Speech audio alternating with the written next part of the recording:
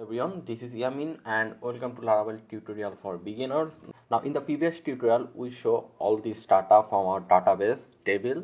So in this tutorial I am going to show you how you can delete those data from here.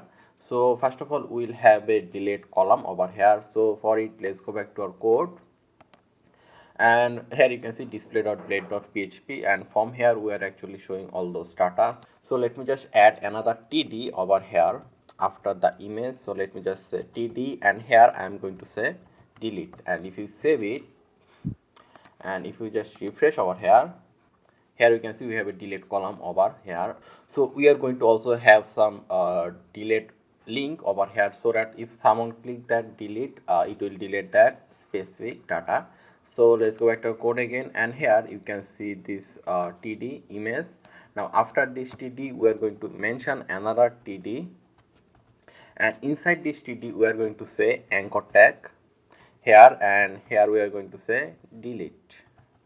So now if we save it, Control S, and if you now refresh, here you can see we have a delete button for every data.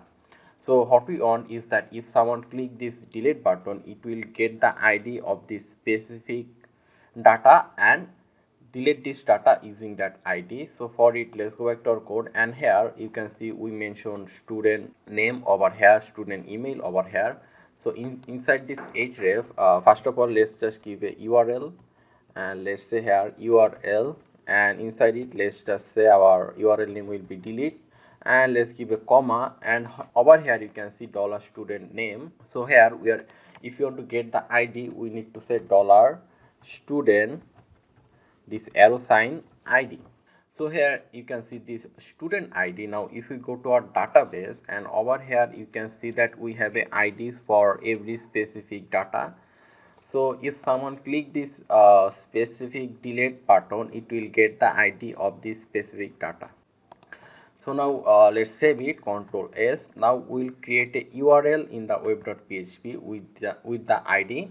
So let's go to our web.php, and over here let me just copy this on, Control C and Control V, and we are going to say delete over here.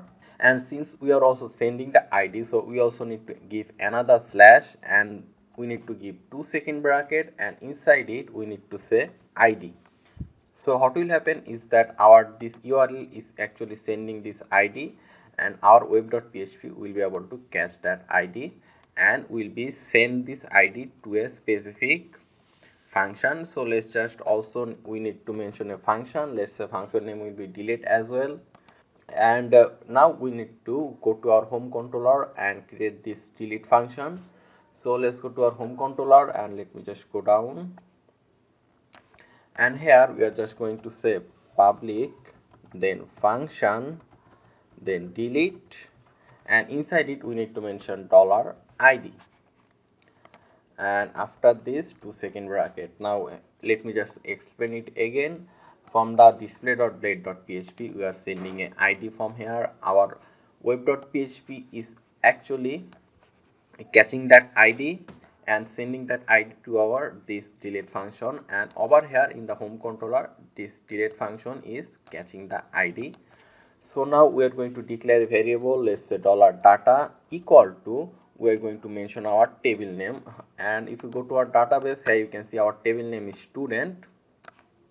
So here we are going to say student, and to double clone, and here we are going to say find, to first bracket, then dollar ID.